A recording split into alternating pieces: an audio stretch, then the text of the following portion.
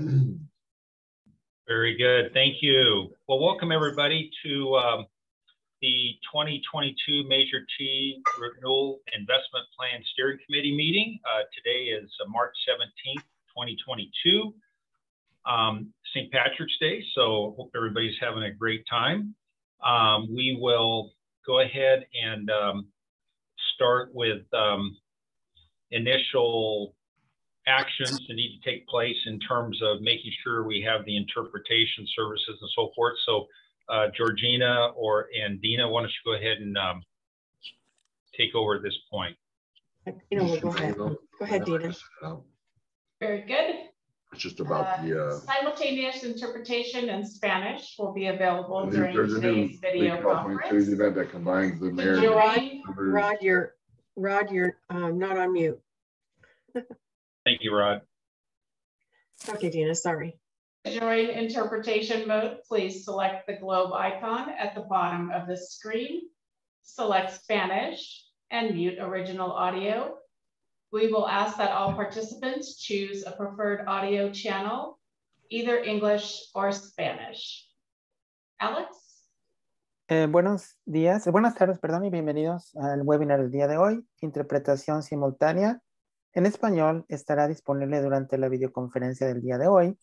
Para unirse al modo de interpretación, favor de seleccionar el icono que aparece con la figura de un mundo en la parte inferior de la pantalla. Después seleccione su idioma de preferencia, español en este caso, y ponga el audio original en silencio. Por último, oprima listo. Thank you. Back to you. Thank you, Alex. I'll put your channel available now.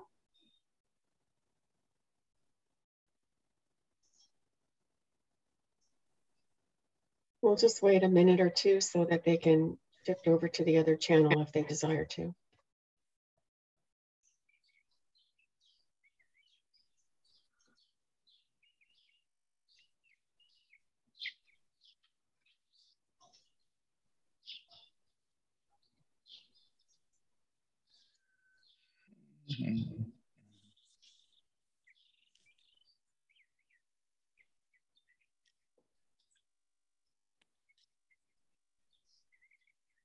Okay, Dina.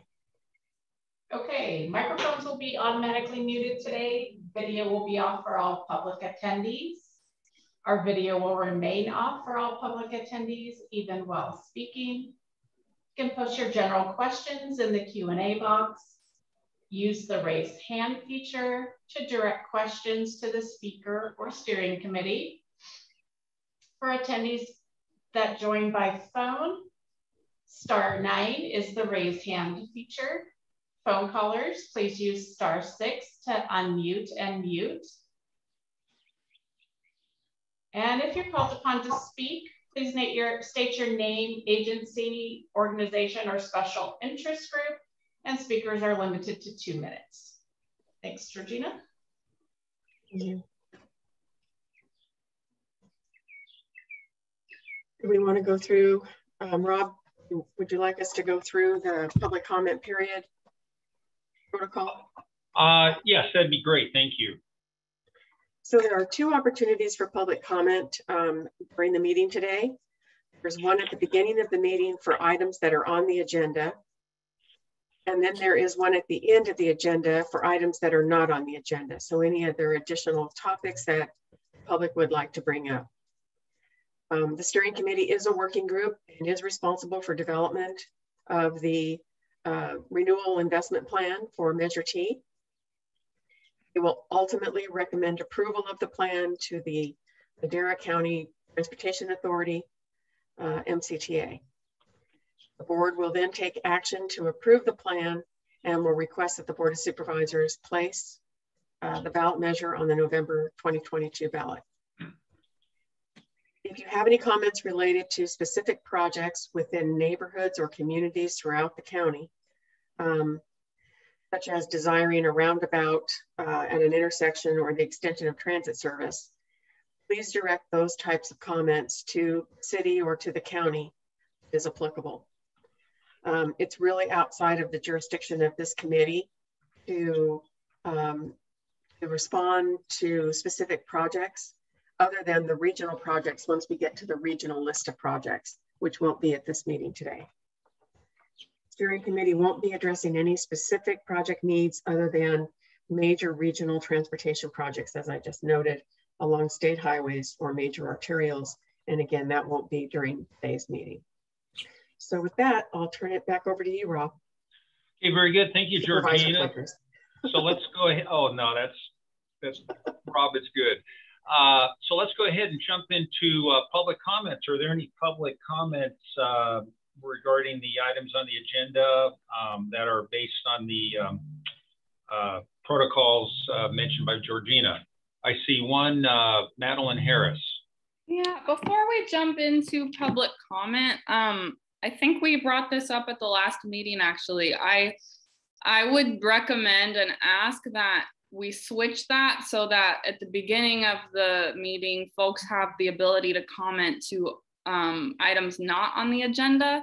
And then at the end of the meeting, folks can comment on things that were on the agenda, because it doesn't seem fair to not give folks the opportunity to listen to the presentation and the discussion before commenting. Just looking at the agenda doesn't really give folks enough information to meaningfully engage as members of the public in this meeting. So again, I would ask that those be switched. Okay, very good, thank you. Are there any other comments from the public? So are they going to be switched? You know what we'll do is we'll go ahead and discuss that, you know, later on and find out. But there will be an opportunity for 2-minute public comments on the item that we're going to be approving today. Right. Any other comments? If not, let's go ahead and move into then the item number 3, the Measure T renewal methodology to distribute the measure funding to local agencies. Actually, we need to go back to item 1, which is the meeting minutes from February 17th. Oh, okay, that's right. Thank you. So let's go. That's an action item as well. So, any questions regarding the meeting minutes? Yes, Tim. Yeah, thanks. It's a comment regarding section 4, public engagement status update. The second bullet says the one vote that we've taken so far was to recommend a never-ending tax versus a 20-year or 30-year tax. And I think we more formally refer to it as an until ended by voters. So I just think that's important to stress. It's, I guess, technically not never-ending. Yeah, it was just that it was whoever was the person who stated that, it was a member of the committee. They had just stated that. So we can change that though. Not a problem. Okay, thanks. Okay. Mm-hmm. Very good. And I see Leticia.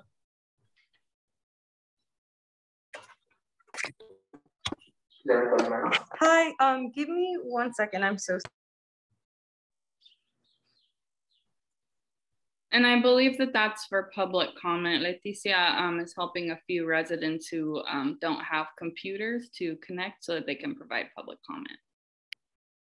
Okay, so it's not on the, okay, so right now we're on the minutes. So we'll go back to public comments. Any other questions regarding the minutes? I'll accept a motion for action.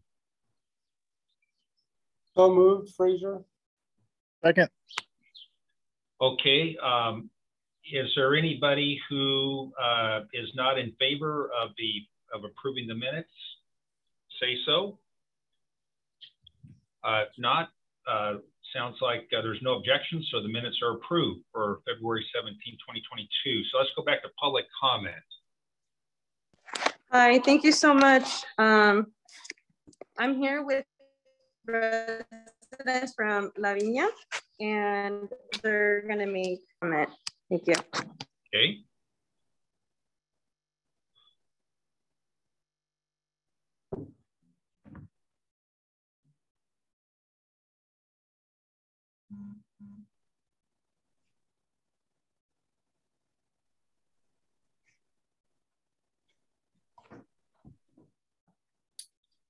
I don't know if anyone's speaking, but Leticia's computer is muted. Just wanted to say that, just in case.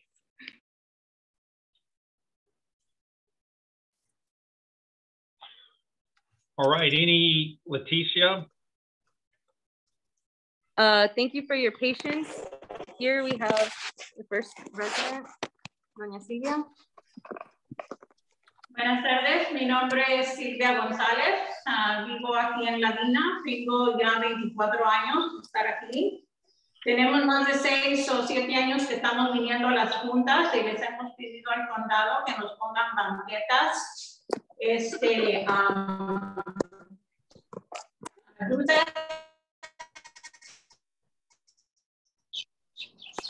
y un parque para los niños juegan ya tenemos, como les digo, 6 o 7 años de estar viniendo a las juntas pidiéndoles al condado que nos ayuden y hasta ahorita no hemos tenido respuestas de nada. So, queremos que nos ayuden, por favor. Gracias. Okay. The next resident is coming up. Buenas tardes, mi nombre es Guadalupe Núñez y yo estoy pidiendo a ver si la medida T pudiera pagar por la internet porque no tenemos internet y ahora que estaban los niños en la casa por internet teníamos muchos problemas porque mi hijo estaba en la high school, tenía clases del colegio y batallábamos mucho, teníamos que irnos al pueblo porque con el aparato que les dieron no se iba a la internet. Por favor, si podrían ayudarnos. Gracias. Okay, the next resident is coming up. Buenas tardes, mi nombre es Luis Castillo. Queríamos que nos ayudara, por favor, en el estudio móvil de las carreteras, porque no están muy malas las carreteras, las banquetas. Y queremos saber si el condado nos hace el favor de ayudarnos, porque ya tenemos muchos años viviendo a la junta y no nos oyen, no estamos oyendo nada. Y están muy malas las carreteras aquí, banquetas no hay. No nos oyen, a ver si así nos escuchan viniendo a la junta. Gracias.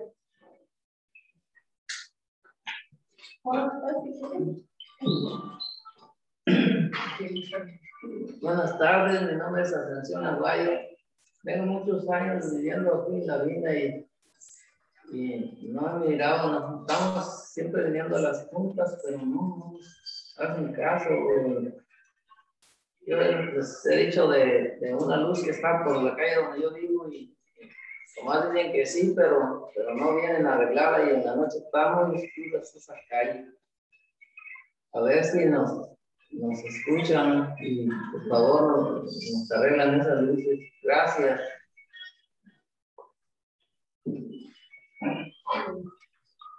Next resident coming up. Buenas tardes, mi nombre es la señora Berta García y quería ver si nos pueden ayudar para las calles, las carreteras que están muy destruidas, porque ya tenemos muchos años que están así y nunca nos han tenido respuestas de nada y quería ver si hay más transporte para aquí, para la Vina, porque siempre, como muchas personas no tenemos carro en que ir para la madera y tenemos que usar el basecito que entra para acá, para la Vina, y nomás entra 3 días por semana y eso no está bien. Muchas gracias.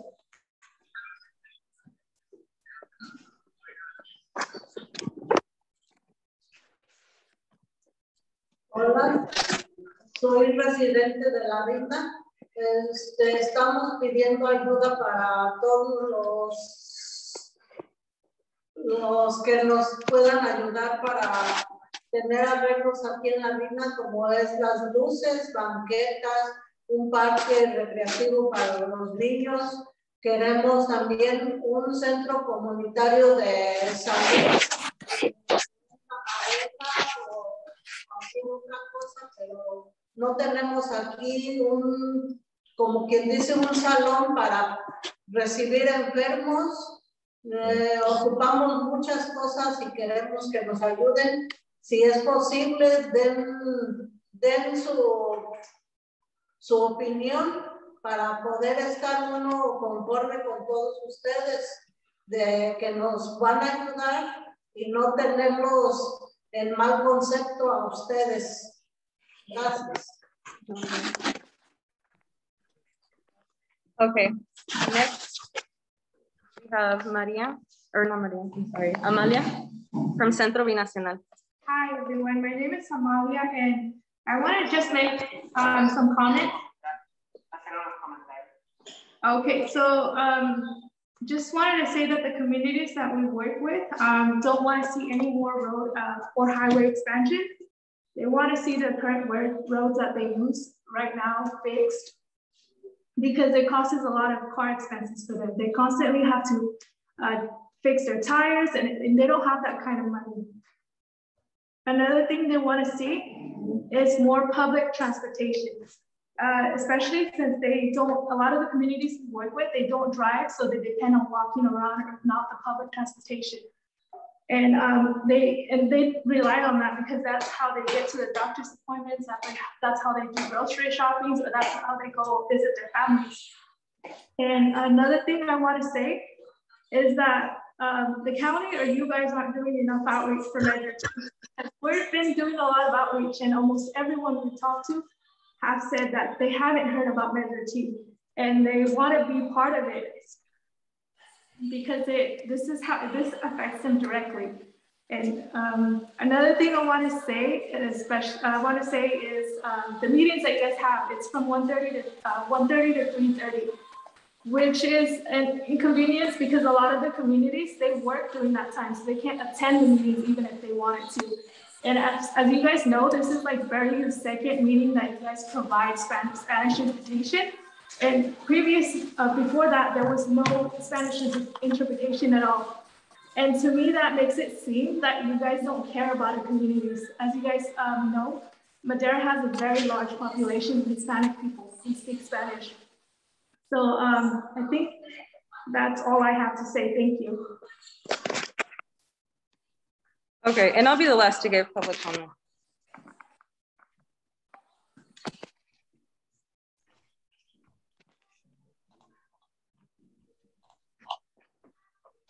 Perfect, thank you all for your patience. So first, I want to reiterate that the Measure T expiration date should not be ended by voters. This takes away the ability of Madera County's residents to engage or vote on the investment plan in the future by locking voters into a permanent investment plan. This creates many obstacles for underserved communities that lack access to public transportation, active transportation, language barriers, and barriers for folks who have disabilities, because frankly, the investment priorities being proposed so far in the process are not created with them in mind and do not address their transportation needs. Second, I want to repeat that highways and freeway expansions should not be funded by Measure T. Currently, highways are listed under community projects, which is incredibly misleading. And it also takes taxpayers' resources away from communities that could provide for basic infrastructure like sidewalks, crosswalks, bike lanes, street lighting, and walking bridges. Third, Measure T dollars should be used to invest in clean mobility projects instead of relying on grants to pay for these projects. Madera County has a high air pollution, and these types of projects would combat that. To be specific, the types of projects residents want to see are electric rideshare programs, expanded access to public transportation, including expanding eligibility for a dial-a-ride program to all residents, electric minibus rideshare system, sidewalks, street lighting, and other transportation infrastructure. Charging stations for single-use cars in different areas of Madera County would only benefit those who can afford electric cars and who drive. Measure T could provide assistance to low-income people to purchase electric cars. Additionally, Madera County as a whole needs to drastically increase Measure T funding for public transit. As you know, many La Viña residents and Fermi residents rely on public transportation to get from place to place and can't afford electric cars. Currently, the public transit does not operate frequently enough in disadvantaged unincorporated communities for residents to be able to depend on it when they have to go to places. Residents have also asked to stop the highway expansion because it contributes to worse air quality. If there are more lanes, there will be more cars and more money will be needed to maintain those additional lanes. Furthermore, La Viña residents have been waiting for the mobility study to be implemented since 2019. Residents want to see Measure T funds be used to fund these projects.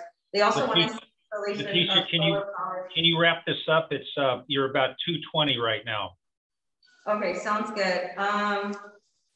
And there also needs to be more engagement. This process is being rushed without meeting for substantial public engagement.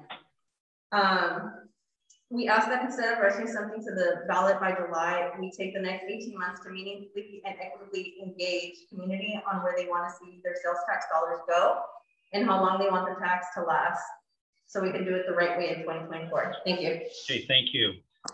Is there any other public comment? I don't see any hands or hear anybody, so let's go ahead and move on to item number 3. This would be the Measure T renewal, the methodology to distribute Measure T3 funding to local agencies. Tricia Taylor, I believe you have this item, you and Troy. Yes, thank you, Mr. Chair.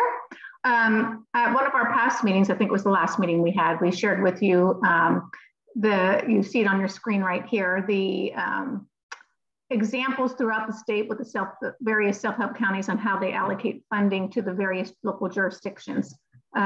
This is not related to the program funding, this is related to the pass-through funding that will go to the local jurisdictions, and how will we allocate those dollars to them.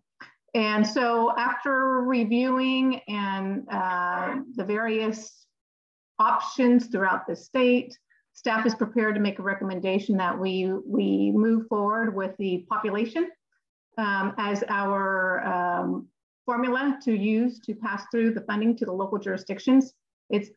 We're a small county. We've most transportation funding in Madera County with past practices has been population. Our past measures have been as well. It seems the most fair, most equitable way to distribute the funding to our local jurisdictions. So this is before you for acceptance or approval to move forward with a population formula base. Okay, very good, thank you. Are there any questions? I see Arnaldo has a hand up. Thank you, Chair Poitras. I was simply going to make a motion if that would be appropriate, or if that would be the recommendation by Patricia. But I would make a motion to approve that it continue to be 100% based on population, as is the current standard of practice. Okay, we have a motion. Is there a second? Jason from City of Chowchilla. I'll make a second. We have a motion and a second to approve the allocation as presented. Are there any other questions anybody might have? I was just shocked that the two cities motioned and seconded that. All right. We'll go ahead and vote like we did on the minutes. Are there any individuals that are against the allocation method as proposed? I actually, under the questions portion of this, wanted to say that,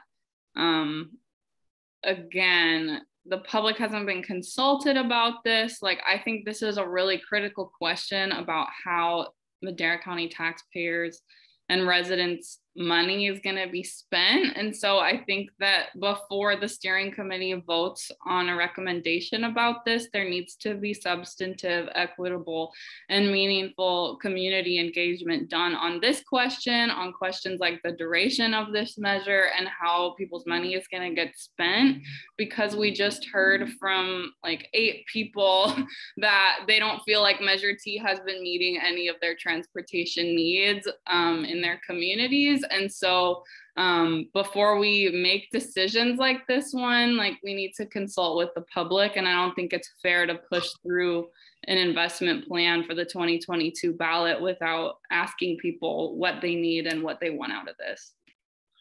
Okay, very good. It looks like Frank Simonis. Thank you, Mr. Chairman. I'm confused. I need a clarification from our chairs or the Transportation Commission. This is a steering committee, and the members of the steering committee represent the public. And a steering committee is not to go to the public and say, we don't know what we're doing, please tell us what you think. Or do I have that wrong? Could I get a clarification on what it is to be a steering committee and what our role is of members of the steering committee? That's my understanding. Suggest the chairs, as a steering committee, which is why there's 40 different member groups that represent a wide range of interests and geographical areas, the cities, the county. We're at this point are the voice in the ears of the people, and bringing these things forward with what we've heard in the past, and that's what the steering committee is generally used for. This isn't the outreach arm of that will come with the actual campaign for Measure T to go out. Ultimately, the voters will tell us whether or not this steering committee got it right or not at the ballot. Very good. I would just add that we do have representation on the steering committee by the community-based organizations who are there to represent the disadvantaged communities. We also are doing some public outreach when we're combining efforts with the regional transportation planning process as well. Thank you. Mr. Curley. Sorry about that. Thanks, Supervisor. So I guess one question and one comment. Let's see, maybe they're both questions. So Georgina, in terms of, so this is obviously just how the dollars are going to be allocated based by region. The questions around how those dollars get spent, that's completely separate, correct? It's a separate conversation. We've been talking about criteria or priorities, but just confirming that. In terms of the prioritization or how the dollars get spent by each of those three regions, is there a way to tailor it? Let's say, obviously, Chowchilla's needs may be different from Madera's, which may be different from the broader counties. And I'm assuming it is, but I just can't recall from earlier conversations how those decisions get made around priorities. Well, the next agenda item will be discussing the allocation to the various programs. The programs are region-wide, so there won't be specific programs related to maintenance or bike and ped facilities, or the only one might be public transit. So the streets and roads programs, the bike and ped program will be region-wide. So what Tricia is presenting here is how those pass-through funds, as Measure T comes into the MCTA, how it distributes those funds back out to the local agencies based upon some metric. And in this case, currently it's 100% population. Okay, okay, that's a helpful clarification. And then the other comment, or it's more of a comment, I guess, and one, we definitely want to make sure our cities are being taken care of. But I'm also just a little concerned about the growth we're going to continue to see in the county outside of the city limits. And I just want to make sure that these Measure T dollars are going to be able to really meet those needs that we're certainly seeing in and around our hospital in southern Madera County. And I just don't know if 100% population is going to provide us with the kind of flexibility to meet what I really see as a growing set of infrastructure needs outside of the city, the limits of the two cities. And that might be something that we want the county to speak to. Right. Yeah, thank you very much. Yeah, a lot of these questions, and Tim, thanks for asking that. Let's get together. We'll get some of our county colleagues and sit down with you and kind of go over some of those more specific concerns and so forth that are that pertain to what you're referring to. So that's excellent. And I will point out that that those needs in and around that are driven by new development are paid for with the road impact fees, not out of Measure T. So The improvements to those things that come with new development are paid with new development, not out of these funds. Okay, that's helpful, Supervisor. And maybe when we get together again with our team, Brett, we can talk that through a little bit further. But I like where your head's at, Tim. I like it at the county too. Sounds good. Very good. Thank you so much, Leticia. Hi, thank you so much. Leticia with Leadership Council. I just want to address some things that have been said. First, it's been said that there's representation here, but it's obvious that there hasn't been. Centro Binacional de Desarrollo Oaxaqueño has obviously been left out, and I don't know how many other groups have been left out. And on top of that, community just needs to be engaged. It's clear that they're not being heard. So people don't know about Measure T, and so I guess the question for me is how do they know that the steering committee is going to get it right? I think that's problematic. And the other thing, I mean, it's good to hear that, new development is it's being paid with impact fee, but the issue is that we've seen the documents, and the documents have shown that new development has been paid with Measure T dollars. So the evidence is there. And also it's kind of also problematic that there's new development, considering that Madera County is one of the places that's having water issues, but that's another thing for another conversation. That's all. Thank you. Okay, very good. Mr. Trieber.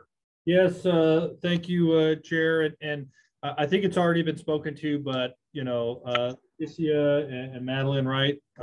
Obviously, let's sit down because I do think the facts are in error there, right? New development is funding that infrastructure, funding it through impact fees, and a whole lot of other aspects there. So I'm glad to reach that out, Mr. Chairman, and we'll take it from there. So to try to clear up some misrepresentation there. Very good. Thank you. Are there any other questions, comments? This is Georgina. I would just say that each of the members of the committee at the beginning of this process we identified a list of roles and responsibilities. And those roles and responsibilities indicated that we can't have every member of business represented on this committee. We can't have every member that's involved in agriculture on this committee. So the representative that has been identified, and I believe we have in most cases 2 representatives for each sector on this committee, they're responsible, as we mentioned at the very beginning of this process, to reach out to other similar agencies or individuals or stakeholders within their sector. So community-based organizations, I think we have 2 or 3 organizations that are identified on the committee. It's their responsibility to inform the other community-based organizations of the activities of the steering committee, as it is the ag representatives, as it is the business representatives, etc. Very good. Thank you, Georgina. Are there any other comments, clarifications? Yeah, I guess I would just say I totally hear you. We've definitely been doing our own community engagement. And as you can see, folks in La Viña do want to be engaged in this process. I think what we're referring to as one of the potential problems is that when we do forward a lot of the community input that we've been receiving, it hasn't been accepted by this committee. So of course, we want to represent the feedback that we hear, but the next step is that has to actually be taken into account in the investment plan decisions. And then furthermore, I won't pretend to speak for all Madera County residents or all residents of disadvantaged unincorporated communities. I can just speak to the priorities of folks that we work with, right?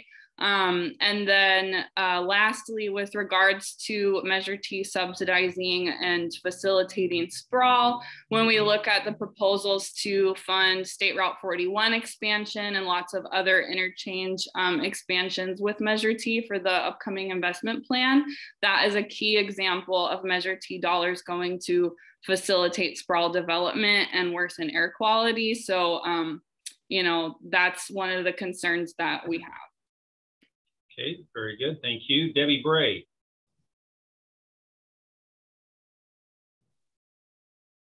Thank you, Robert. in being on the steering committee and representing the chamber, we are one of the business organizations, and we've not had any outreach in terms of people contacting us. I had a difficult time hearing the speakers under public comment, but I would like to encourage them, though, to contact those agencies on the steering committee and begin a dialogue with them individually as well in their representation on the steering committee. And I would also welcome your approach to the chamber as well. Okay, very good. Thank you very much. Are there any other comments? Councilmember Rodriguez. Yes, thank you, Mr. Chair. So I know that there's been comments that were made, but I did appreciate the study and the population distribution of these funds.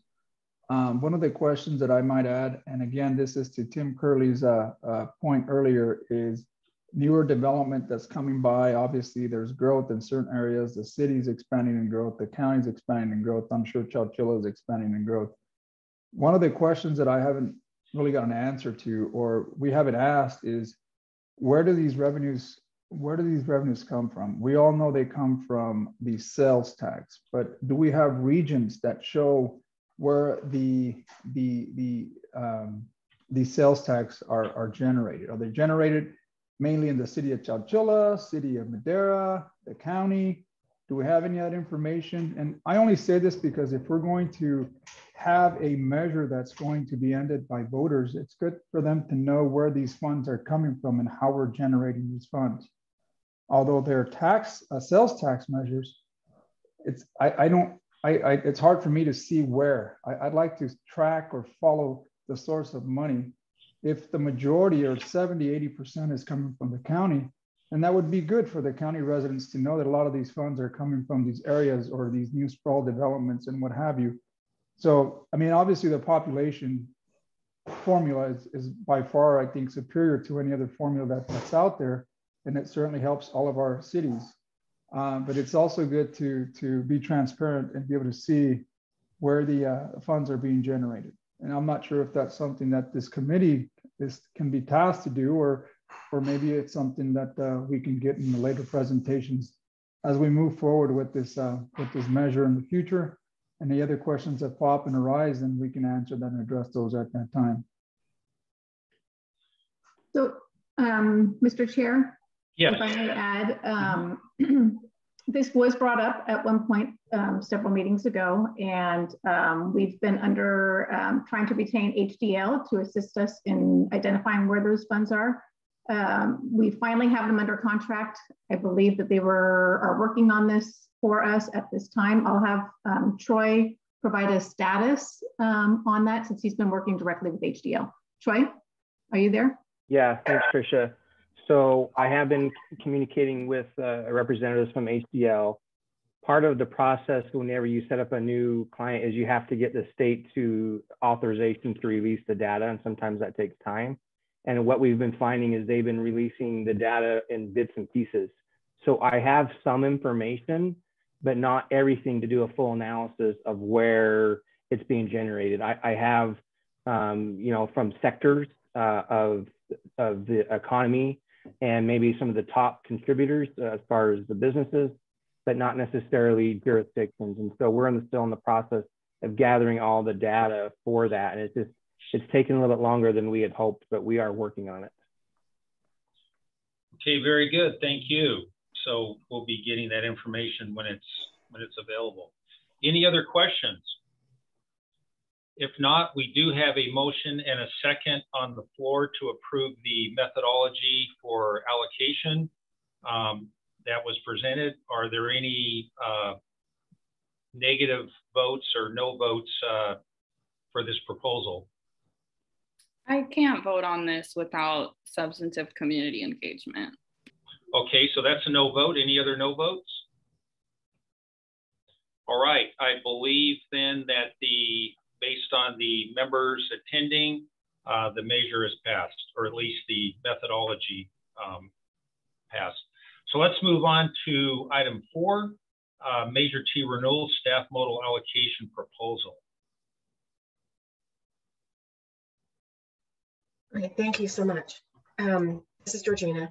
I'm going to kind of take you back to a few meetings just to give you some history on where we have been and then bring you forward to the allocations themselves.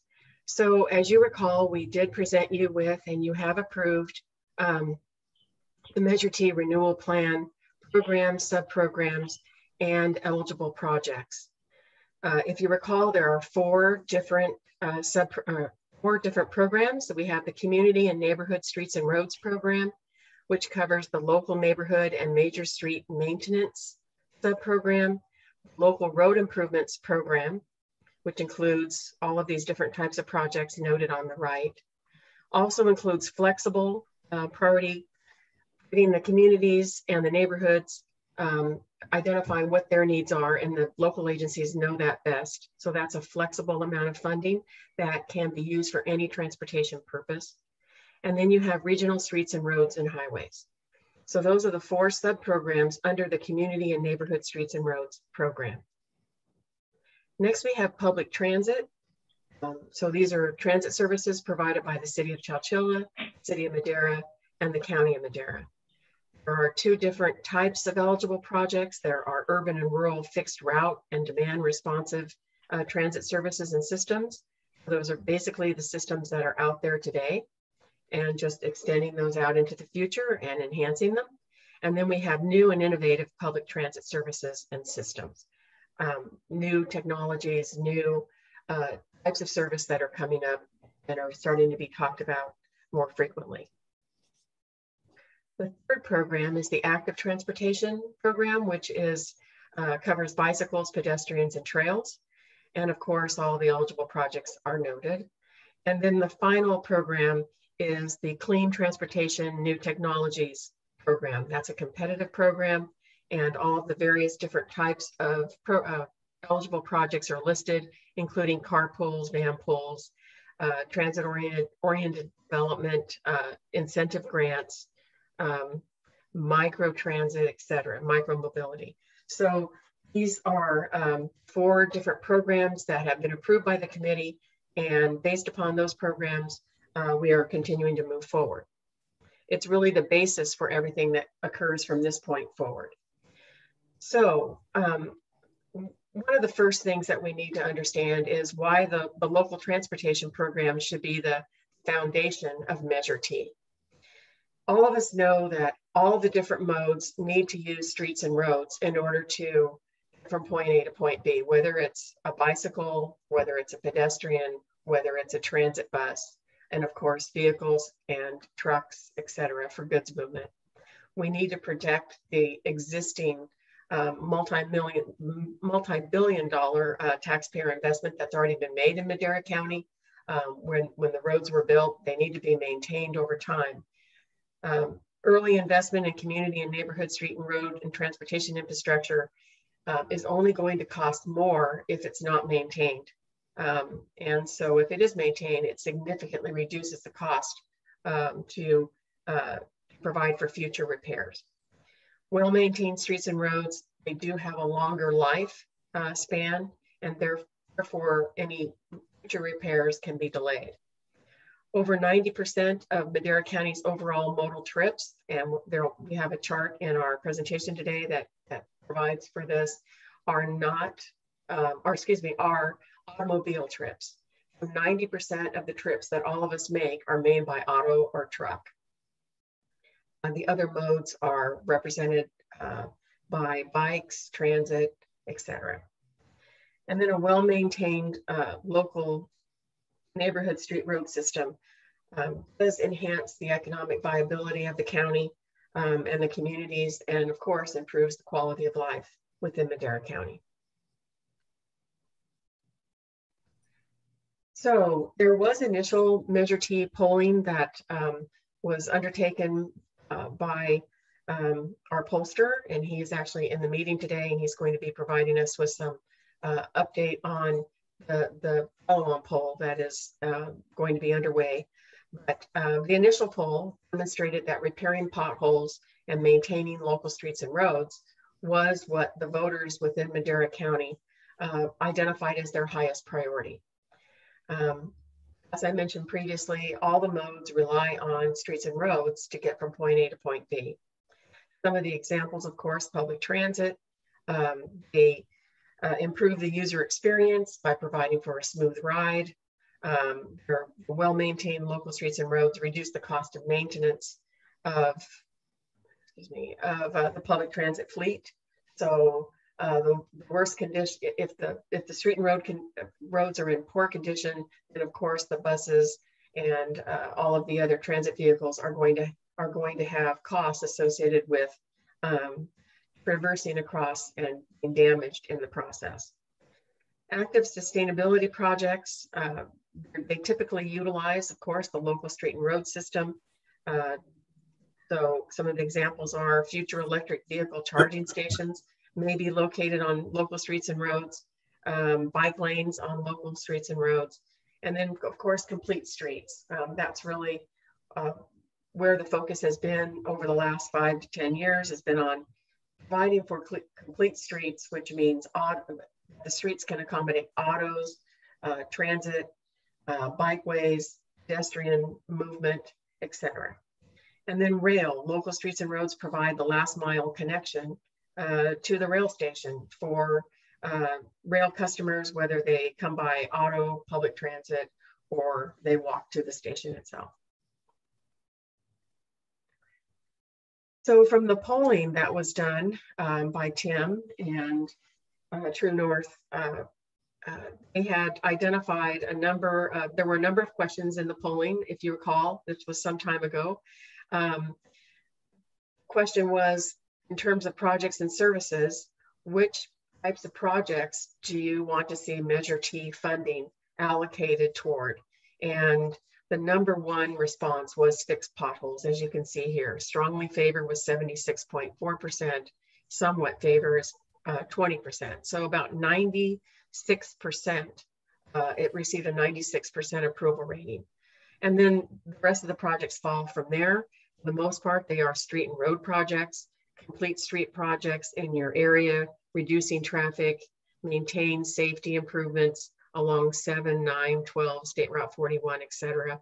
Pave and maintain local streets and roads, improve traffic flow safety on highways, including the 99, 41, and the 152, and other specific projects throughout the region in different sub areas, adding passing lanes, retrofitting, replacing old bridges and overpasses. All of these were the highest priorities identified by the voters in the first poll. And they're, again, still reducing traffic congestion, traffic signals. And then we get to provide students with safe routes to walk and bike to school, as you can see, and other modes start to come into play. So it's important to keep that in mind. And there were also some arguments that were related to population growth, whether or not the measure should be essential for public safety, keeping roads and highways in good condition, reducing traffic, etc. Will qualify for $600 million in state and federal matching funds. That was important to the voters. And of course, there were other arguments in favor that we reviewed with you the last time. And there were additional arguments in favor. And when you look at these, some of them relate to the Citizens Oversight Committee, not as much favorability. Funds distributed, each community receives fair share of transportation improvements, not as much favorability. So they were pretty adamant about the need to maintain the street and road system and to especially repair potholes. That seems to resonate with the voters in Madera County in the first poll. We also took you through an overview of pavement management and the pavement condition index. And you can see from the picture, street looks in very good condition, good and very good condition. Anything that's has a score of 50 to 70 is in fair condition, and then 25 to 50 poor, and less than 25 very poor or failed. And you can see how that corresponds at the bottom. So we also asked the local agencies to provide us with, and that included the city of Chowchilla, Madera, and Madera County, to provide us with a cost of what it might take to maintain a PCI goal of 70 or 75. Again, 70 or 75, 70 will get us to a fair, the top of the fair category. 75 will get us into the good and very good category. So the local agencies provided us with these figures, 1.3 billion, just to provide for a 70 or 75 PCI throughout the county. This just provides you with a metric that, or a graph that shows the longer you wait to repair a road, the more it's going to cost you. So a crack seal or slurry seal, if it's done in a fairly consistent manner, and there isn't a lot of time where the road starts to deteriorate, will only cost you about $250 a square yard. If you wait too long and the road becomes in very poor condition. Hey, Georgina, I think you mean $2.50, right? I'm sorry, that's $2.50. I'm sorry, $2.50 per square yard. If you wait until the road deteriorates and you don't keep up the maintenance of that facility, then we're looking at $67 a square yard. And so currently, the state of California is has a PCI of about 66. And so you can see the costs associated with that. I believe Madera County, your PCI is in the 40s. So, you know, it's very expensive to address the maintenance costs for, you know, a countywide system that has a PCI at that level. So it's important that we improve the streets and roads throughout the county and then maintain them over time. One of the other things that's important to understand is how people are actually getting around. You can see here from the 2012 California Household Travel Survey that 40%, almost 41%, 40.5% of people are driving alone.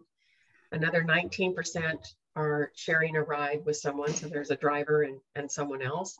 And then another 22% are in cars with 2 other people or more.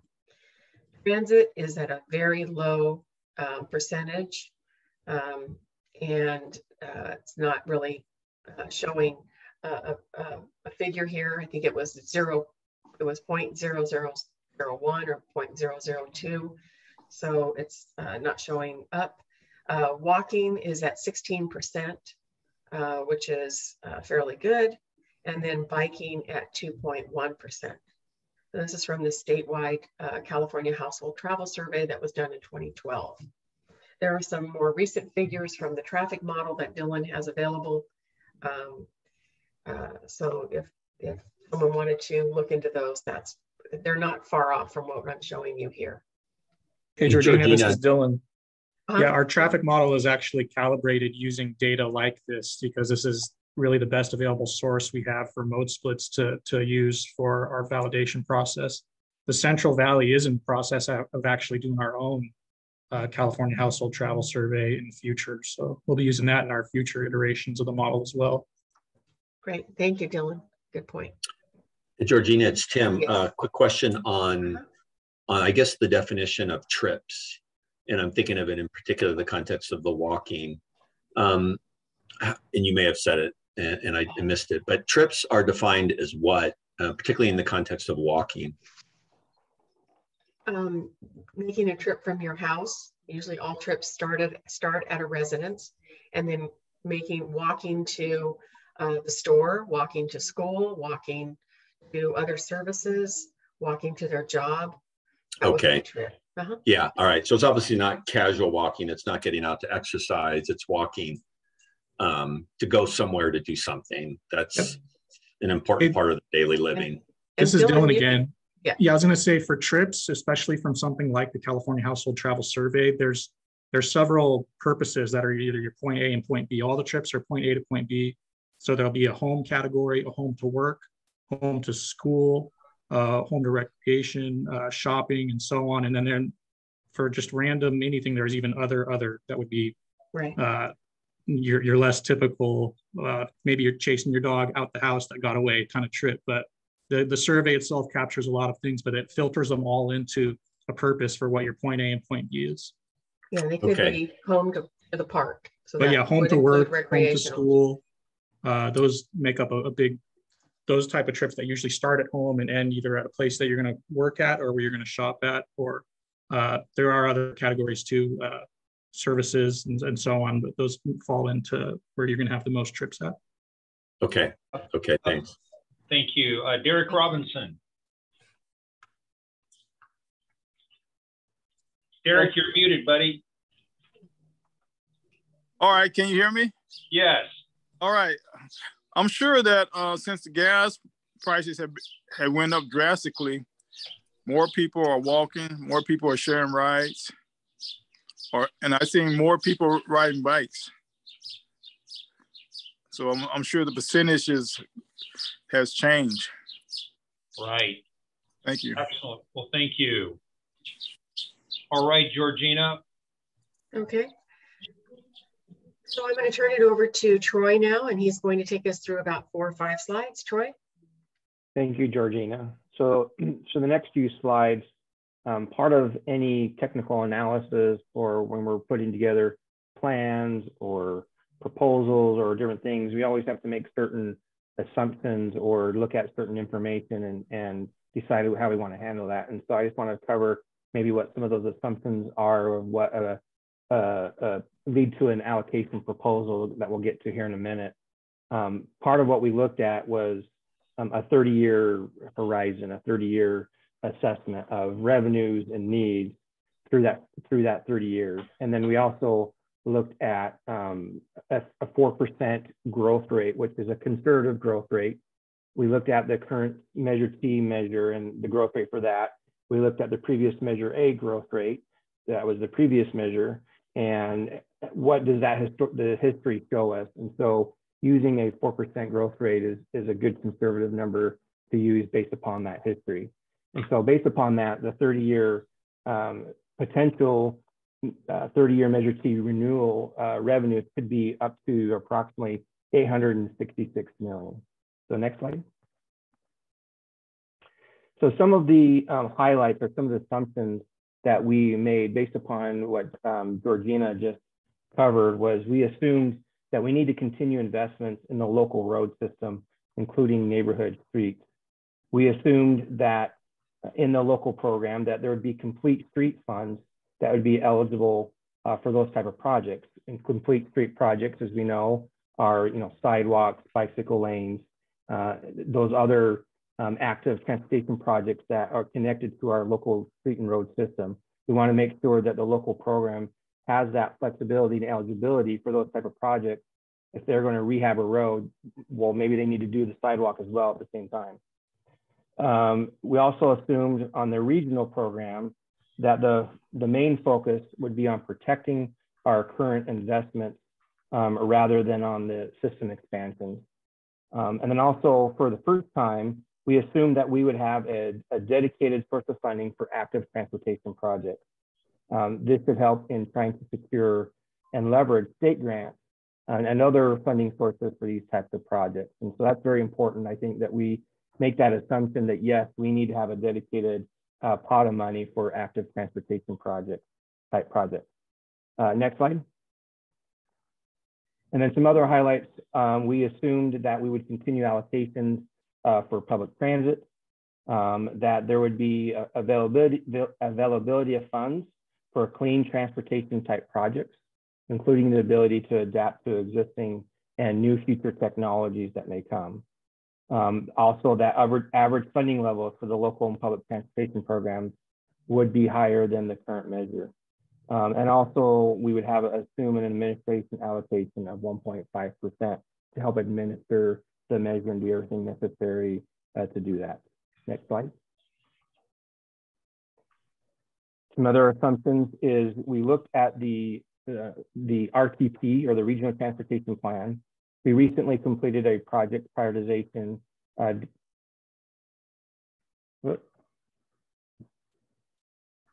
heard Spanish all of a sudden, sorry.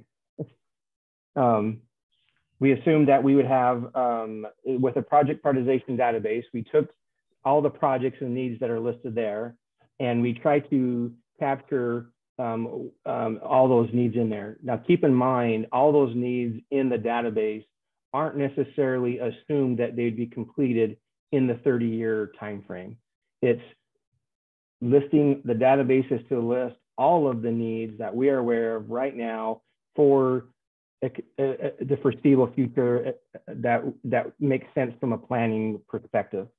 And so we also took that into consideration of, like I mentioned, the funding is based upon federal, state, and regional and local sources, and that all the needs are based upon, like I said, the study of the product prioritization study, and also the previous RTP and the current RTP that's in process. Next slide. Something to keep in mind and some of the assumptions is that with the new federal infrastructure bill that you've heard about, there is a substantial shift in funding priorities for transit, active transportation projects, and projects that reduce greenhouse gas emissions. Also, updated state goals and priorities are also focusing on these type of modes and these type of projects. And so I think it will be important that local funds are needed to help address street and road projects, including maintenance and improving our neighborhood road network.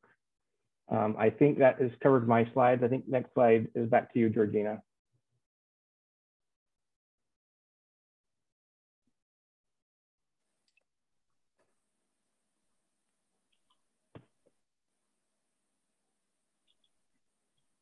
I think you're on mute, Georgina, if you're talking. I'm not sure.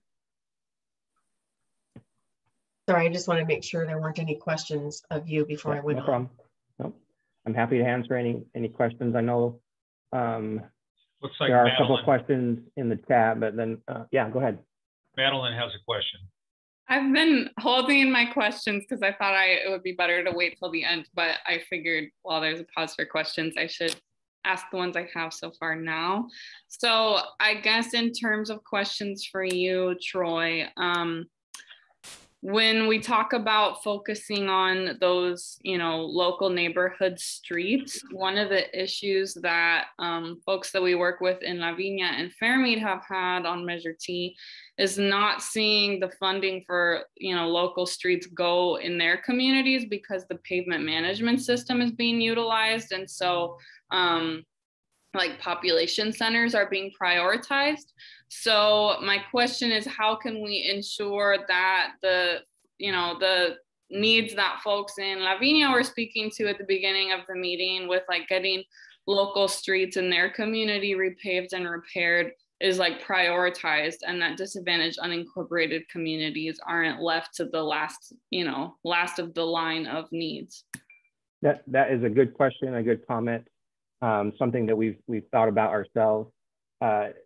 When we're competing against other regions, and when we go for the Madera region, we have that same thing. How do we compete? Because we don't have the metrics or the numbers to compete for some of these statewide programs. And so some of our rural or smaller communities in our counties have the same issue, the same problem. One possibility is to look at, do we have a set aside fund for those type of projects? Is a possibility. It's something that we've discussed as a potential, but that would be open to discussion for this committee and for all those of how do we do that? What does that look like? Do we put that into implementing guidelines? Do we put that as a standalone sub-program? But that is something that could address that kind of question or need, is to ensure that we have some money designated for those type of communities that may not compete otherwise. Hopefully that addressed your question.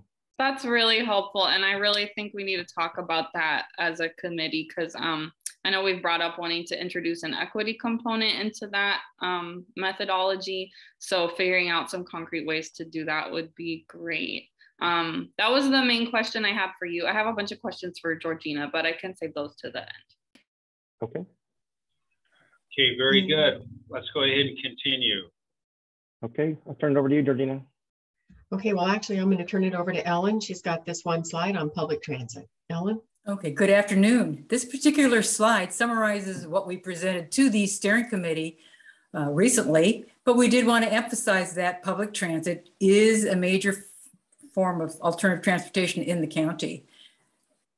In some of the bullets that we're showing now, we wanted to emphasize that public transit is flexible, reliable, predictable, and obviously it offers affordable transportation to all residents throughout our community. Secondly, our transit services will help reduce greenhouse gases through the use of zero and low emission vehicles. There is a major push statewide to do that, and I can tell you firsthand and through local experience that all of our 3 agencies are very aware of this and are very proactive at this time. There are other substantial federal and state funding sources, but they all must be matched. And then finally, we wanted to mention that there is major potential, obviously, for innovative transit services and growth, but transit must be competitive, as we mentioned earlier, to incentivize and attract loyal ridership now and into the future. And I was disappointed to see that there was 0% on that particular chart, but as Frank mentioned, I think with the current situation with gas prices, we may see that inch up a bit. So with that, I'm open to any questions. All right, well, very good. Georgina, is that the end of the presentation? Nope, I got more to go. Okay, very Okay. good. All right. So with respect to the community and neighborhood streets and roads, of course, it does address the maintenance needs. It does bring that PCI or pavement condition index up to 70 or 75. There are other mobility enhancing projects that still need to be done. There are some widening projects throughout the county. There aren't very many, but there are a few. Some passing lanes to enhance safety, et cetera. And then there are also some interchange improvements that need to be made where the interchanges, there are especially safety issues and mobility issues at those interchanges. Caltrans no longer pays for the improvement or modification of interchanges, so that's something that has to be looked at locally. As I just mentioned, PCI of 70 and 75, getting roads into good condition is important so that we can reduce our costs into the future. Allows a complete streets approach to street improvements, of course. Complete streets, including all modes of transportation or as many as possible along a particular corridor. And then achieves, in this case, we have identified through the one proposal, which we will get to in just a few minutes, all of the different modes, we try to achieve at least the same amount of unmet need. And I'll explain that, and you'll see that in the table in just a few seconds. In terms of the regional streets, roads, and highways, highway system is substantially complete. There are a couple of gaps on State Route 99 that need to be addressed. Focuses on the operating the system and providing for enhanced mobility along the system and trying to reduce congestion for other means other than just building ourselves out of it. Interchange modifications, as I just mentioned, smart corridors and managed lanes. This is a new concept. We've talked about this before. There are different ways of making the public aware that there are bottlenecks ahead and they can identify alternative routes around that bottleneck far in advance of getting to the point where they're bogged down in traffic. Major arterials of regional significance, there are a number of them throughout the county that need to be addressed. There may not be shoulders on those facilities now. They may need to be, shoulders may need to be added just for safety purposes as well as for bikes and other types of transportation. Much smaller portion of the program than prior measures. We're not looking at a large percentage of the Measure T going toward regional streets, roads, and highways. It does support a sustainable highway and major road system, of course. We are looking at multimodal improvements, including those that would benefit transit and active transportation, as I just mentioned as an example, widening the shoulders. And then it does provide for vehicle miles travel mitigation strategies such as electric vehicle charging along the facilities, as well as other amenities to reduce congestion and enhance mobility. In terms of the active transportation, bikes, pedestrian, and trails, the allocation would provide, this mode is really popular statewide and within the county, as you can see with the percentage that does use bikes or does walk. There is significant state and federal funding opportunities now between the governor's latest budget allocation or budget estimates, and it's been at the expense of streets and roads. So streets and roads have taken a back seat, both at the federal as well as at the state level. So it's going to be more important now to look at local funds to help offset those costs that need to be addressed for the street and road system. Local and regional programs include active transportation facilities, of course. There are funds to match, there are funds that are needed to match state and federal funding, plus additional new active transportation projects. And then these are lower cost projects. These projects are not as significant in terms of cost when you look at putting in a bike lane versus widening a facility or maintaining a facility. So they're lower cost projects. And then finally, clean transportation and new technologies. This would be a competitive program countywide. You can see charging stations, as I said before, carpooling, van pooling. It would be open to sort of a grant program, and those that identify the most reduction in greenhouse gas emissions or vehicle miles traveled probably would be the two metrics that would probably be at the top of the list when looking at such a program. So with all of that background, we have identified, we put together this spreadsheet, this matrix that does identify, and I'll start from the left and work my way to the right. It does identify the Measure T program. As I mentioned previously, there's some portions of it. So we have local streets and roads, regional streets and roads, active transportation, transit, maintenance, clean technology, and then administration planning. We have not looked at an allocation specifically to clean technology in this case because we don't have anything to base it on. All of these other needs that were identified from the regional transportation plan were based upon projects that fit into all of these different categories. Clean technology is it's new and innovative, and so we don't have the history that we need, that we have with these others. And then of course, administration planning, as Troy mentioned, the recommendation is 1.5%. So under streets and roads and these other modes, we looked at, as Troy mentioned, we looked at the regional transportation plan, sustainable community strategy, and all of the needs that were identified from the project prioritization database. All of those projects were submitted by the local agencies as well as Caltrans. Some of them were, there were a number of projects, or some of them that were identified in the previous 2018 regional transportation plan. They were identified from the capital improvement programs for each of the local agencies. They were identified as priorities for Caltrans. They were identified in the active transportation plan. Ellen Moy worked with each of the transit agencies to identify transit projects that would be needed between now and over the next 30 years. And then the other modal projects, operations projects, again, were all identified either through capital improvement programs, through the RTP, or by individuals through the public engagement process. And the county looked at those, or the county and the cities looked at those and included projects to address some of those needs. In terms of revenues and that totals almost $4.5 or over $4.5 billion worth of projects. The maintenance projects that were in the project prioritization study were overridden. They weren't as much as what we're showing here, the 1.3 billion. The costs that had been provided by the county and the two cities to achieve a PCI of 70 or 75. That cost was overrode whatever the projects were in the database.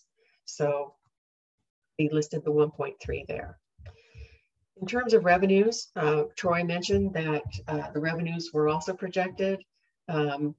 And so you can see the various different revenues, almost $715 million over the period of time. And you can see how that works out by each of the different modes, with active transportation at about 14 million. Highest is maintenance at 242, and then it goes down from there with the others. In terms of the unfunded need, it's just a matter of looking at the revenues and subtracting the revenues from costs, and this is the unfunded need. So we currently have an unfunded need of $3.8 billion within the county. And you can see local streets and roads is almost $1 billion, same with regional. Active transportation, again, with the active transportation plan, we took all the projects from that plan. That plan is a very long-term plan. It identifies almost every active transportation project that may be needed throughout the entire region. We did not do that for streets and roads or for the highway program. We did not look at all of the projects that are identified in the general plan circulation elements, for instance. We only took those projects that the local agencies actually submitted as part of the project prioritization study. So almost $680 million for active transportation shortfall, transit at about $202 million unfunded need, maintenance at over $1 billion. So total $3.8 billion in shortfall or unfunded need. When you look at the percentage of that, you can see 25% of it is local streets and roads, 23 regional. We've got 28% in maintenance, 5% transit, and 18% in active transportation. Next step we thought would be appropriate is to look at what if we funded all of that need, or we funded as much need as we could evenly across all modes. So we looked at what the highest percentage is of the unfunded need that we could actually finance with Measure T, and it came out to be 22%. We would be able to finance 22% of this unfunded need with Measure T. So we looked at every one of those modes evenly or equally, an equitable allocation. When we do that, it looks like this. The need funded by Measure T, for local streets and roads would be $209 million, about $192 million for regional, $146 for active, $43 million for transit, and then $229 million for maintenance. That's a total of $819 million. As Troy mentioned, we have approximately $866 million that we're projecting in Measure T funds over a 30-year period. So there is currently an availability of $46 million under this proposal or under this scenario. And those funds can be used for clean technology and for administration planning.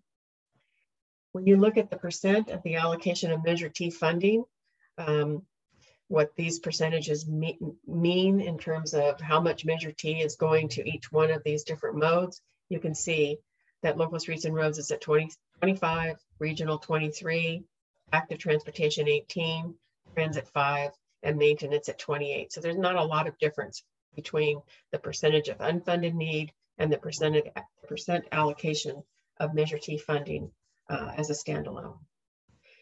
When we look at the total program need met by both non-Measure T and Measure T funds, so if we add this column and this cell to the revenues that are other than Measure T, then we get this. We get this figure. So that's 1.5 billion when you add together the 819 million from Measure T and the 714 million that's being provided by other revenues. So 1.5 billion. The percentages then result here, close, 24%, 22%, again, close to the other scenarios, 10% for active, 13% for transit, and 31% for maintenance. So moving on to an allocation, and again, looking at Measure T, this is what, under the scenario that I presented, this is what Measure T would look like if we were to evenly split Measure T amongst all modes and address 22% of their need. This is what the allocation would look like. In terms of, this again is the percent of total program need met by non-Measure T and Measure T funds, the percentages I went through with you before. So this is a graphic of what that looks like. And then based upon all the information I've just presented, there was discussion about what is a realistic allocation, or an allocation to each of the different programs that would address all of the various assumptions that we went through with you at the beginning of this presentation. The fact that there are other federal and state dollars for transit and bike improvements. The fact that automobiles are currently the single most type of mode that makes trips on a daily basis. So well over 80% of all trips are made by car or truck. The fact that our pavement condition index needs to be higher than what it currently is, because the longer that our roads are not maintained and they continue to deteriorate, the more cost is going to be associated with trying to fix those roads. So it's really critical that that PCI countywide, and especially in the unincorporated area, come up well beyond where it is now. So given that, and some of the other assumptions that we made as well, and we went through with you, we have identified a starting point for discussion with an allocation of 61% to local streets and roads. That would be including local streets and roads type of projects, including lane widening or bridge improvements, etc. The maintenance projects, all of the maintenance need, that's covered in that 61%. Under regional would be 31% of the measure. Under active transportation, 2.5%, for a couple of reasons. We've stated it before, there are going to be other funding sources for active transportation. Another thing to keep in mind is that as new streets and roads, or existing streets and roads, are maintained, enhanced, improved, they need to address some of the active transportation components. Most of the improvements that are done on streets and roads throughout the region are not just they're just not, the pavement isn't just brought up to speed, but additional modes are looked at and provided for. So that's something to keep in mind there as well. Transit at 2.5%, and then clean technology 1.5%, and admin planning at 1.5%. So a total of 100%. And you can see the values in terms of Measure T on the far right. So again, this is a starting point for discussion. This isn't the final allocation. Today's purpose of today's item is to just start the discussion and get your feedback. So with that, Supervisor, I'll turn it back over to you. Very good. Thank you very much. It was a very extensive and great presentation. So let's open it up for questions, comments. It looks like starting out, we have Madeline. I kind of wish I wouldn't have saved my questions till the end, because now I have so many, but I will try to make them as succinct as possible. And I have some comments as well of feedback. Okay, I'm going to start kind of at the beginning. So I want to note that for first and last mile, this is where I think active transportation and public transit are really connected, particularly in communities where there aren't sidewalks. Folks who use wheelchairs have to like get where they need to go, get to the bus stop, to the store, by basically having their wheelchair in the middle of the street. So people could die. And so that's why, you know, we really need to see active transportation and transit be prioritized.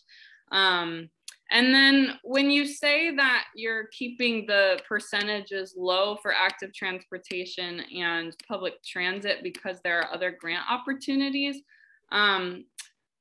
I want to remind the group that in the case of Lavinia, folks have been pushing Madera County to get grant funding for years to implement their mobility study, and the county hasn't been able to do so. I think for, you know, some of the reasons why Troy was mentioning, it's hard for rural counties to get competitive grants.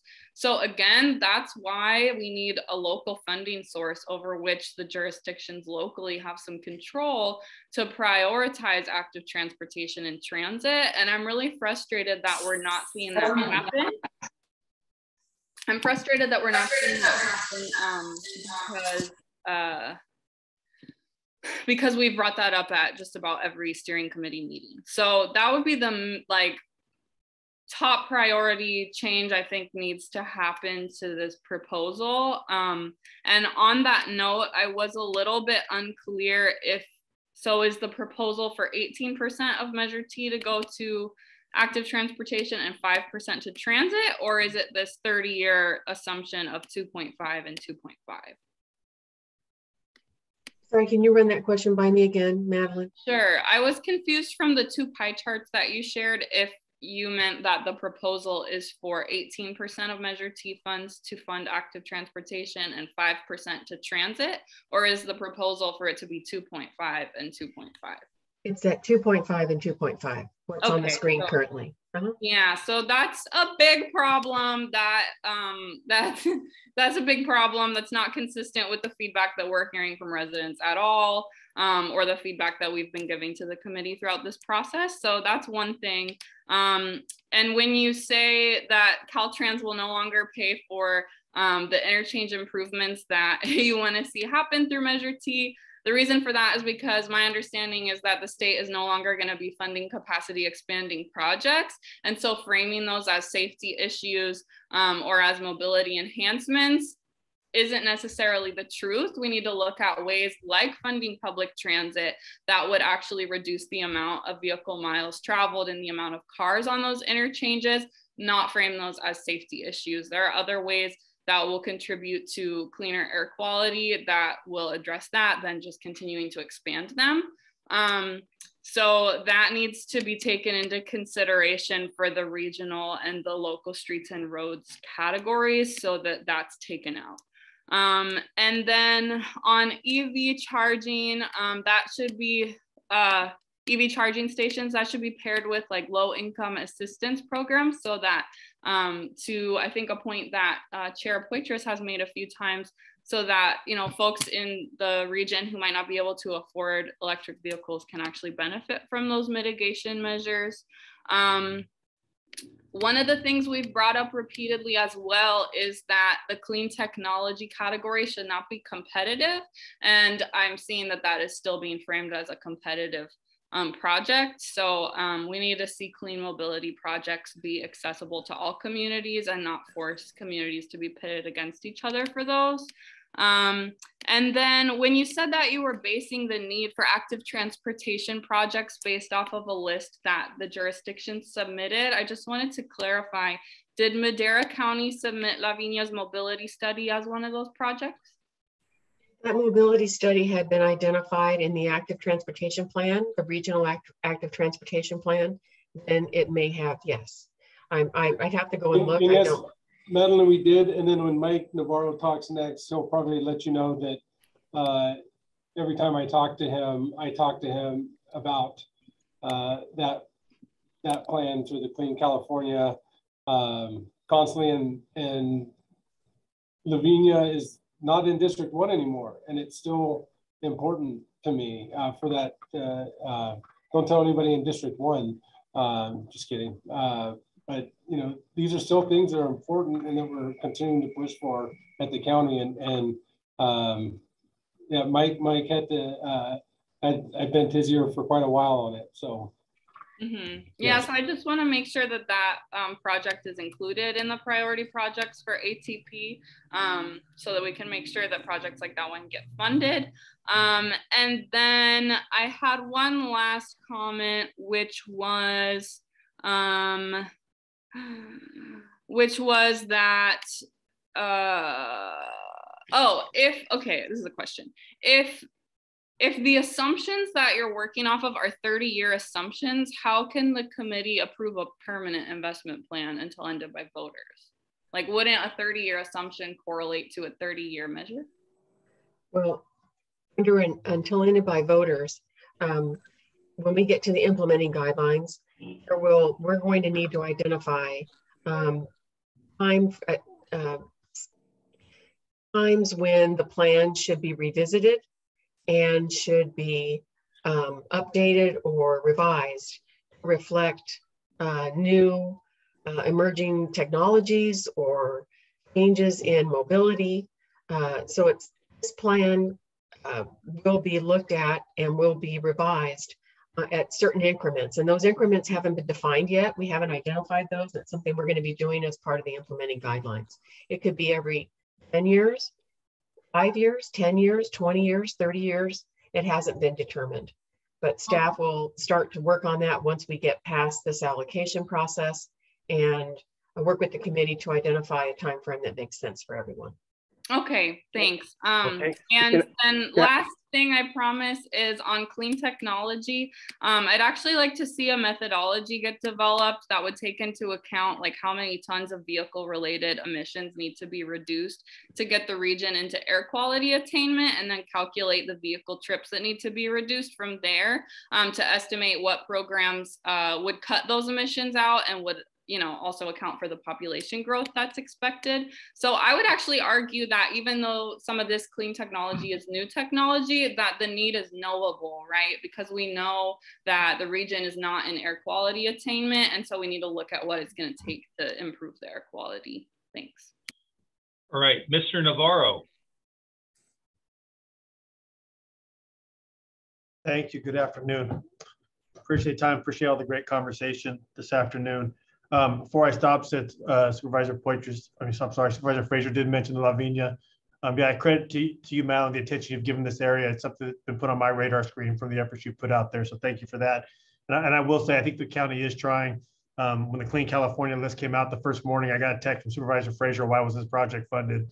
And county staff as well. So I think they're trying, and I think you phrased it correctly. They've been unsuccessful in getting grants. So I think there is some effort going on out there. And they did apply for a Caltrans planning grant, but as you mentioned, there has been some planning work done already. So I think the next step really is looking for an ability to hopefully fund a project out there at some point, whether through active transportation or future measure or anything along those lines. I did want to clarify real quick on the interchanges. So interchanges is something Caltrans hasn't funded for probably 20 years now, I think. And it goes back to, I think SB 45 when they split the funding between the state and local agencies. So those have been funded out of measures and what we call RIP dollars for the last several years, and then grants.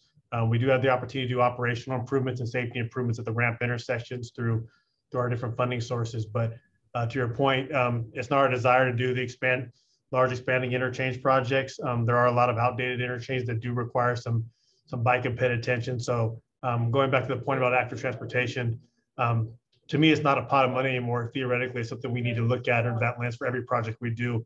And there's a significant amount of opportunity when we do maintenance projects to do those kind of projects as well. So I think the rehab projects will have a large active transportation or multimodal component to all of them that we're involved with. I would encourage the local agencies to do the same. And I'll just give you an example. Recently, State Route 145 through Madera, that started off as I think like a $12 or $13 million rehab project. And we've added about $4 million to that rehab project in complete streets elements of adding bike lanes and bulb outs and road dies to make it safer for bikes and peds. So a tremendous amount of opportunity there.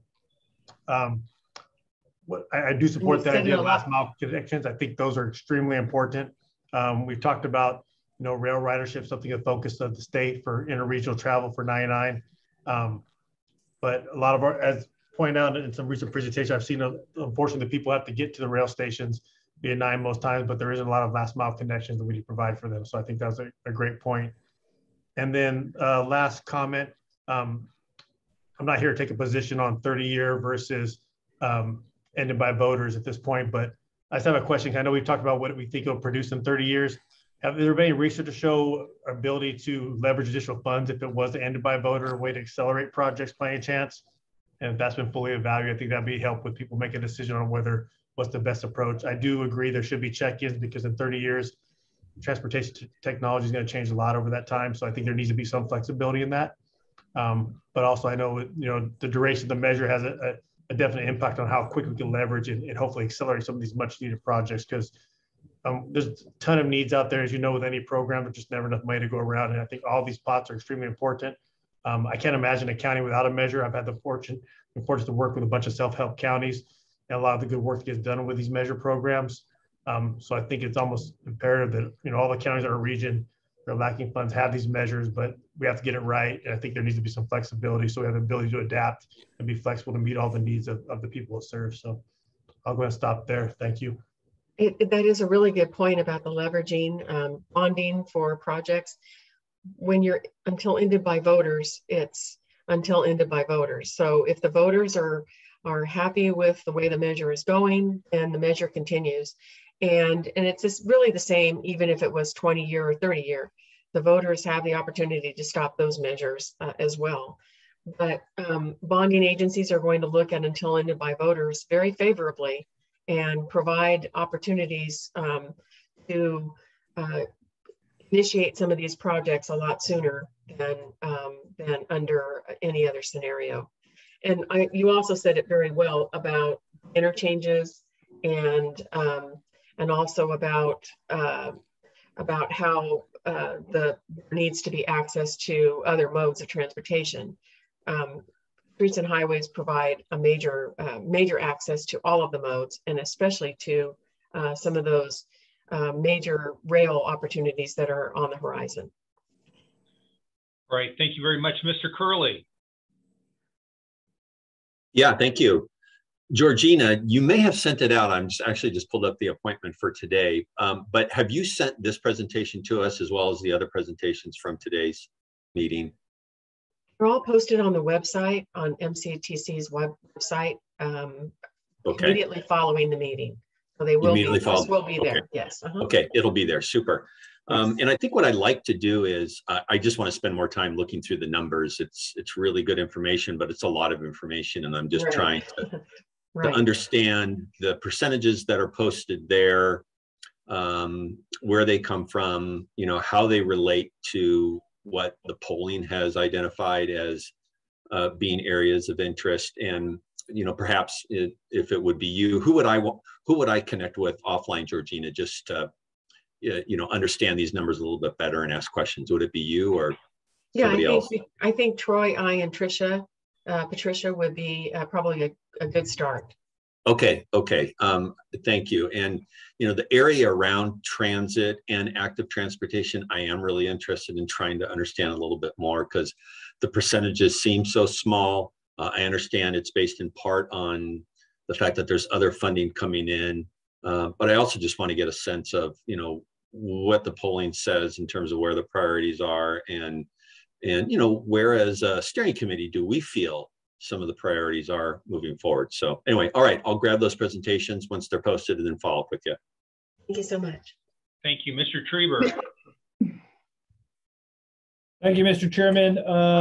Yeah, I think this was a lot of good information, a lot of things to think about here. And I'm looking obviously on what the screen here is on that revised 30-year allocation. I guess my only question, and I think Mr. Navarro spoke on it as well as some others, right? But, moving forward on the until ended by voters, right? There's a lot that's going to change over the life of this measure and these things. So, this is going to be revisited, I'm assuming. I guess that's a question. I should have phrased that as a question, right?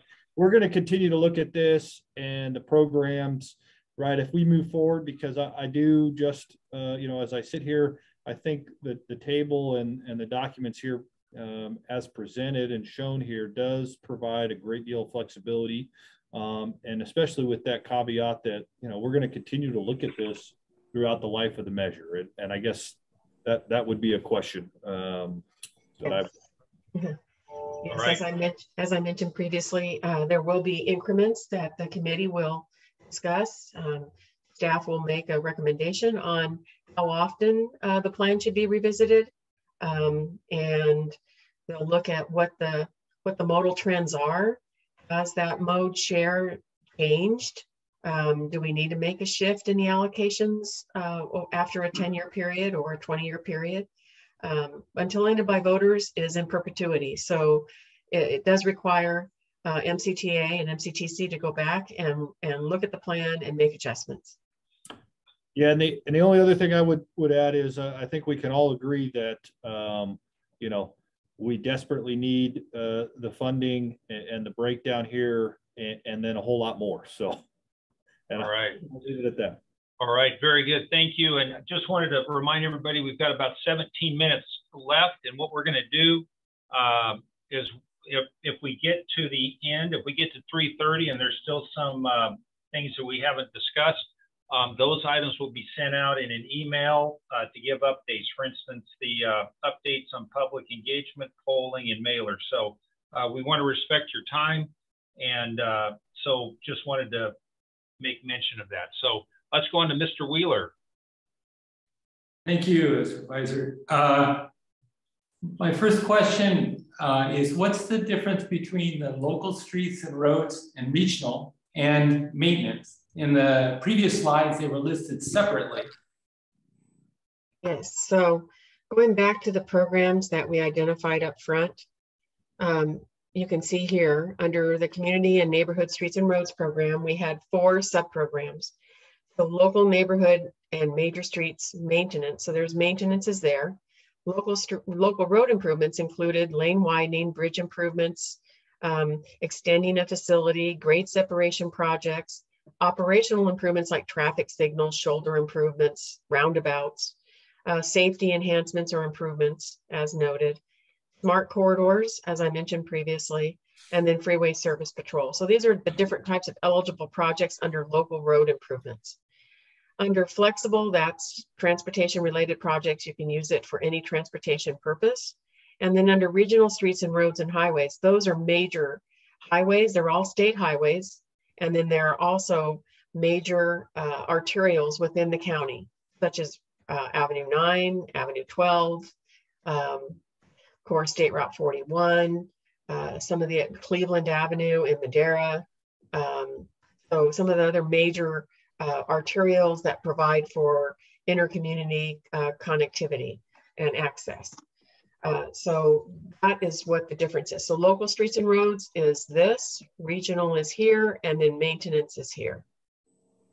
So the maintenance only applies to local streets and roads? It applies to all streets and roads. And Caltrans has its own maintenance program.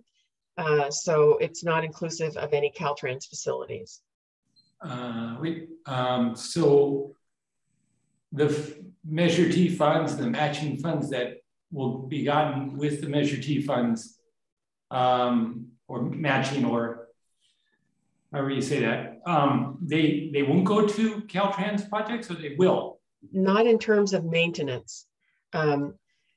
If there's a Caltrans project that, for instance, passing lanes on State Route 41, that is included in the regional. That's a regional project. So there could be funds that would go to potentially passing lanes on State Route 41. Okay, so let me just... maintenance. There wouldn't be any maintenance funds that would be passed through to Caltrans. So what you showed in a previous slide for maintenance only applies to local streets and roads and county roads and city roads, but not any roads maintained or administered by Caltrans, as such as 41 or 145. Right, because Caltrans has its own maintenance program. Okay, so no Michael, Measure T funds. Okay. So some Measure T funds would go to improvements of Caltrans roads because they're in our county, but none of the Measure T funds would go to maintain those roads. Not on the state highways. State highways. Okay. And Michael, would you like to elaborate or further explain? Sure. Yeah, I'll elaborate. Like I said, that's pretty consistent. We don't ask for any measure funds to maintain our existing roadways. Obviously, sometimes measure projects go towards projects on a state facility, but not for maintenance, just for improvements or, the past adding capacity.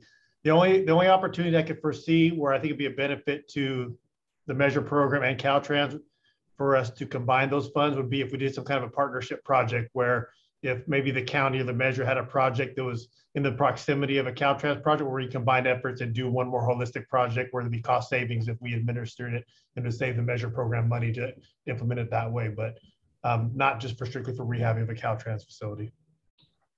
Okay. And so Georgina, in that, now you've got 61% going to local streets and roads, and that's split between maintenance and say improvements or passing lanes or things like that. Is that correct? Yes, it would include all of those other bridge improvements, grade separation projects. Yes, on local streets and roads. Yeah. And then it also includes maintenance and the flexible, some flexible portion. Some portion of it would go to flexible so that the local agencies could address their own needs. They best know their needs, so there may be other needs that they would want to address with some of those funds. Okay. I think on this last chart and pie chart and table that you've shown here, it would be nice to see that that's separated and saying that when you say maintenance, that's maintenance for city and county roads. Okay, yeah, we can further elaborate. Yeah, that would clarify things. Just new roads. Okay.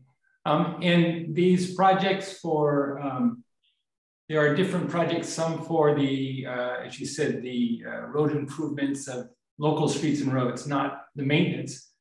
So let me ask you about other funding sources for maintenance. So if we have a budget, you know, if part to Measure T is going to go for maintenance of local streets and roads, are there other grants that these funds are going to be used to obtain? I'm going to have Troy and also the local agencies respond to your question. No, know the details. So Troy? So primarily maintenance is funded with gas taxes. So we have their regular gas tax and we have the SB1 gas tax. We also have some federal funds that we exchange for state funds that can be used for maintenance type projects, rehab, rehabilitation, restoration type projects called RSTP. Our local agencies tend to use those funds for maintenance type projects on their facilities. Those are the main funding sources, as well as Measure T. But other than Measure T, those are the three main ones that I can think of at the moment. Are there any changes that are going to be occurring with those funding sources, Troy? Not that I'm aware of. Obviously, the gas tax is going to be addressed as we go forward, you know, so. Okay. All right. Very good. We've got about 10 minutes left. Diana Palmer. Hi, how are you doing? I just wanted to mention, like, this is a really wonderful problem to have. We are sitting here discussing week after week how to allocate the funds that have been coming in for the regional projects and how we spend them and all of that. That is a great conversation, but I do not want to lose focus on how wonderful it is to have Measure T and that we have the ability to decide locally how to use these funds. So I appreciate all the work that NCTC is doing and all of the discussions. And I just wanted to mention that real quick.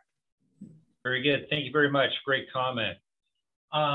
So with the 9 minutes we have left, Georgina, why don't you guide us through the rest of the agenda as you see fit, and in terms of what you would view as being important and what other updates might be able to be kicked out at a later time. Sure. We do have Tim McClarney here from True North. I think it would be great if we could get him to just provide us with a status on the polling process and where he's at in the process. And then I think we can go to Any other highlights on the outreach or the public engagement? The schedule really hasn't changed from the last time, so that's in the last item. I think we can probably skip that this time, but I think if we focus on public engagement in these three items, I think that would be great. And our next meeting date, let's talk about that. Yes, we do need to talk about that as well. March 31st. Yeah, let me skip to that schedule real quick, and that way I can bring it up. So right now we have, we're in March. Our next meeting is April 7th. We did not have a meeting. We did not have this March 10th meeting. So if we could have another meeting in March and potentially on the 31st, that would be great. Okay, let's go ahead and plan on that then. Okay. Okay, very good. All right. Let's go back to polling. Thank you. Okay, this is Tim McClarney with True North Research. So everyone's aware that back in August of 21, we did a baseline poll to look at the feasibility of a Measure T renewal. And we saw that during that poll, the results were encouraging. We tested a split sample where we looked at two different durations. One is until ended by voters. The other was a duration of 20 years. And they, at the end of the polling, received 73% and 70% respectively in terms of their support level. So for this measure to be renewed, we need 2/3. So that was encouraging, but certainly not a slam dunk, right? And so since August, a lot has changed in our world. We still have the pandemic, although we seem to be in a somewhat new phase of that. But we also are now dealing with runaway inflation. We've got rising gas prices, right? We have this conflict in Ukraine and Russia that we don't sort of know what the trajectory of that is. And so the purpose of the tracking poll is to come back out to your voters now that some time has elapsed and understand in the current environment their willingness to support Measure T renewal. It's also an opportunity for us to take another hard look at the various projects. And, you know, in that prior poll, as Georgina had shared some slides, voters indicated what they felt like their priorities were for Measure T renewal. The plan in the tracking poll is to revisit that same issue and make sure that, you know, in light of the changes over the past, 8 months or so, is that still the ranking that they would like to see? And of course, it's an opportunity for us to sort of fine tune what we think is ultimately the optimal package to place on the ballot. I will say that the ballot language we tested last time we came close to hitting the nail on the head, in my opinion. When you looked at the 75-word statement that we used, and that's legally compliant, it lined up very well with what we saw in terms of voters' priorities for the measure. So I doubt we're going to be doing a lot of fine tuning of that in the actual poll. But again, it's an opportunity for us to make any additional refinements based on where your voters are at today. Looking ahead, timing wise, the plan is to design this measure. We're actually in the design phase right now. We will implement that measure here in the next several weeks and with the survey. And so the idea being that we would have results sort of, early May timeframe would be my guess at this point. So that's the update on the polling. Great. Thank you. Mm-hmm. All right, Georgina, what should we go to next? It would be Alex and Charles on the mailer status. Okay. Hey, this will be quick. We had given some detail about the mailer last meeting. We're moving forward with it. It is going to all residents, not just voters in Madera County. It is going to mirror what we have been putting out on the Keep Madera Moving website and taking into account what we've spoken about here at the meetings. Very good. And that will include a mail-in survey and an online survey option for residents, both English and Spanish. Perfect. Thank you. Other outreach activity status, any summary? Anything else, Alex or Charles? Okay. If Dylan is on still, Dylan, could you explain the RTP SCS public outreach engagements coming up? Sure. We are continuing to do our outreach. In fact, we have our next event is planned for the 24th of this month at 6 p.m. That'll be an online webinar. Similar to last round, we start with an online webinar, and then in the weeks following up to that, we schedule some in-community events. We previously did one in Lavinia and also Fairmead, and we have been contacted by some individuals around the area that are interested in our second round. Amalia Bernardo, who's participated with us in this group before, has talked to us, and we're probably going to reach out to her this spring to do something with a group of folks that she works with. And so we're excited about that. And then as spring rolls around, we'll have more events as we get closer to the summer when we're going to be wrapping up our RTP planning process. Very good. Thank you, Dylan. And we have a hand up from Frank Simonis. Thank you, Chairman. I just wanted to mention that in this last week, we experienced 3 fatality car crashes up in the mountains. Or 2 in the mountains. We had one at 145 and Avenue 11, which was a pretty serious multi-casualty incident. These get put up on Facebook.